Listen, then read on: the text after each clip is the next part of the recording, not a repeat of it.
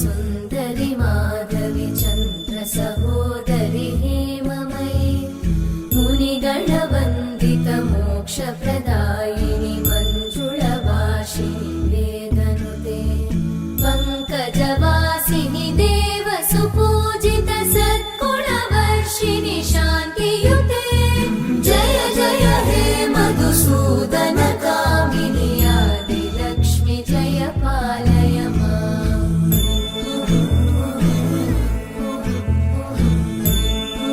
प्रथमं शैलपुत्री च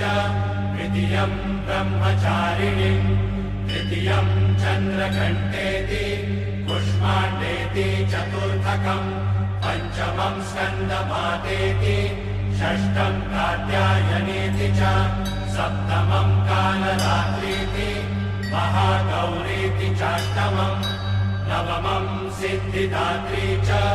नवदुर्गाः प्रकीर्तिता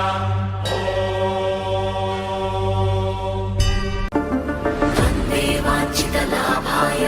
चन्द्रार्धकृतशेखरां वृषारूढां शूलधरां शैलपुत्री यशस्विनी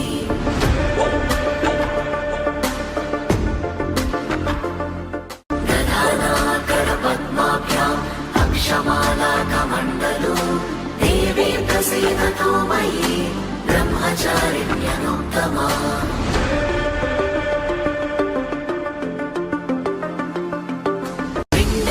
प्रवरारूढा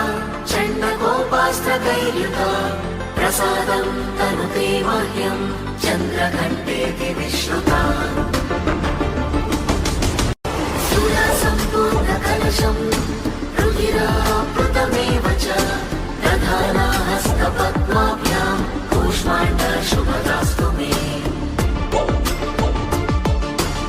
सिंहासनागता नित्यं पद्माश्रितकरत्वया शुभदास्तु सदा देवी स्कन्दमाता यशस्विनी चन्द्रहासोज्ज्वलकरा शार्दूलवरवाहना कात्यायनी शुभं दद्या देवी दानवघातिनी एकवेणी जपाकर्णा पूरनग्नाखरास्थिता लम्बोष्टिकर्णिका कर्णी तैलव्यक्तशरीरिणी वामपादाल्लसल्लोहा तथा कण्टकाभूषणा बन्धनमूर्धध्वजा कृष्ण कालरात्रिर्भयङ्करी श्वेते वृषे समारूढा श्वेताम्बरधरा शुचि महागौरी शुभं दद्यात् महादेव प्रमोददा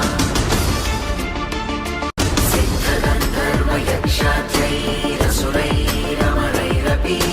सेव्यमाना सदा भूयात् सिद्धिदा सिद्धिदायिनी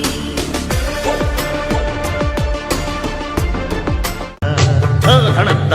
ಝಣುತ್ತ ಧಿಮಿತ್ತ ಥರಿಂಗಿಣ ಧಣತ್ತ ಝಣುತ್ತ ಧಿಮಿತ್ತ ಥರಿಂಗಿಣತು భారము కుచములపై పైకడు సింగారము నెడబెడి గంధవొడి చేరువ పతిపై చిందక పడతులు సారెకు చల్లేరు జాజర